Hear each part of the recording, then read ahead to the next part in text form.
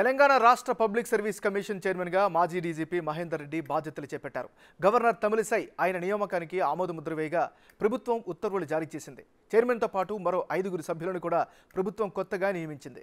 గత ప్రభుత్వ హయాంలో టీఎస్పీఎస్సీ నిర్వహించిన పరీక్షల్లో పేపర్ లీక్ వంటి ఘటనలతో తీవ్ర విమర్శలు వస్తే ప్రభుత్వం మారగానే చైర్మన్ బి జనార్దన్ రెడ్డి సహా సభ్యులు రాజీనామా చేశారు. దీంతో కొత్త చైర్మన్గా మహేందర్ రెడ్డి నియమితులయ్యారు.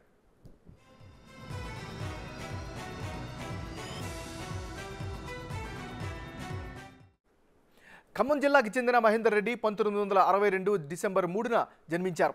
ప్రాథమిక విద్యను నల్గొండ జిల్లా సర్వేల్ గురుకులంలో పూర్తి చేశారు. ఆ తర్వాత వరంగల్ ఎన్ఐటీలో ఇంజనీరింగ్ పూర్తి చేశారు.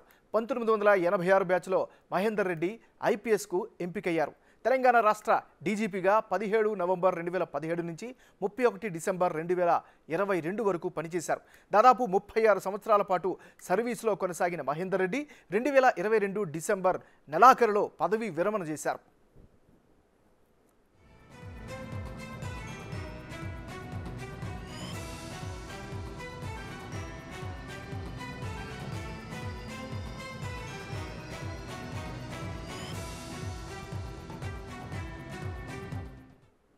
చైర్మన్ సభ్యుల పదవులకు దాదాపు 600 మంది దరఖాస్తు చేసుకున్నారు.